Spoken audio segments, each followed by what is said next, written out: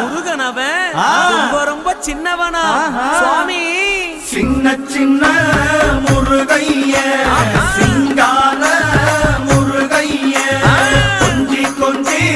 தமிழ் பேசும் செந்தில் வடிவேலனவன்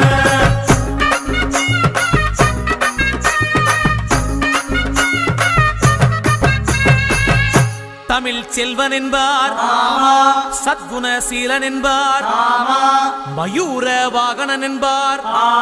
மருதமலை ஆண்டவன் என்பார் சென்னிமலை சுவாமி என்பார் சிவன்மலை வேலா என்பார் ஞானபடி வேலன் என்பார் வேலாயுத சுவாமி என்பார்